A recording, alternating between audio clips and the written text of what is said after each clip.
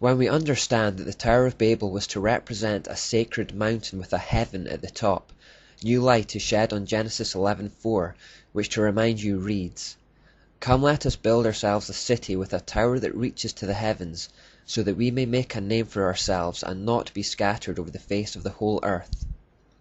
When the Bible describes the Tower of Babel as reaching to the heavens, this is often misconstrued as being a reference to its physical height. Some translations don't help the confusion by replacing the word heavens with sky. The tower would undoubtedly have been the tallest building in the world at that point, but the Babylonians were not attempting to build some kind of structure that would reach into outer space.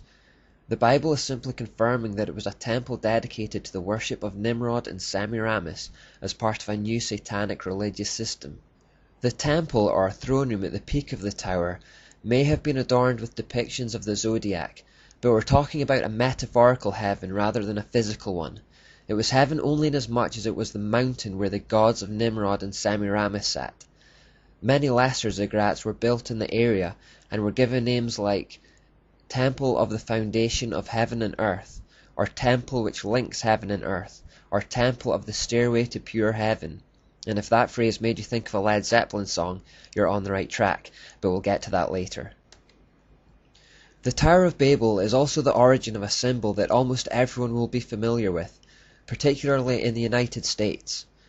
This is called the all-seeing eye, and it stems from the idea in Babylon that King Nimrod, from his lofty vantage point in heaven, was keeping a watchful eye over everyone.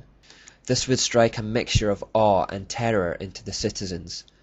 There are a number of variations of this symbol. Sometimes we only get the eye within the triangle, other times we see it atop a pyramid structure, and occasionally we just get the eye itself, but it all comes from the same source. But again, we must remember the Prince of Tyre, King of Tyre passage from Ezekiel. Satan intended to create a prince in the form of Nimrod through whom he could work out his plans from behind the scenes. The false religious system that Nimrod and Semiramis would establish to direct worship to themselves would by proxy direct worship to Satan as the hidden hand behind it all.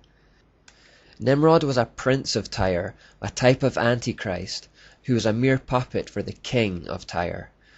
Therefore, when you see the all-seeing eye, you are not looking at the eye of Nimrod, but the eye of Lucifer or Satan himself. In everything we look at in the series, we have to remember to keep looking beyond the prince to see the king. Satan uses many vehicles, people, organizations and structures to carry out his plans, but we shouldn't lose sight of the one who is behind them all. If we analyze Genesis 11 still further, we can discover more about the tower. Again it says, "Come, let us build ourselves a city with a tower that reaches to the heavens, so that we may make a name for ourselves and not be scattered over the face of the whole earth." The first word they say to each other is "come," and this establishes a unity between them. There was a coordination in what they were doing, it was carefully planned and considered, and the project was undertaken in the full knowledge of what it represented. When they say come to one another, they are coming together for 4 things. Number 1, to build a city. Number 2, to build a religious temple.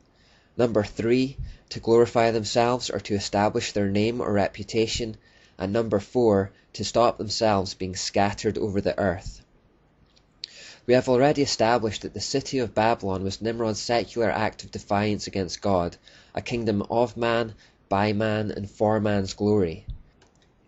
We have also already seen that the location is especially significant, as it was built on or near the location of the Garden of Eden, signifying an attempt to return there to create a new Eden, a new humanistic or satanic paradise, separate from God. We have also already established that the tower was a religious temple, built in the shape of a sacred mountain, from where Nimrod could rule his domain.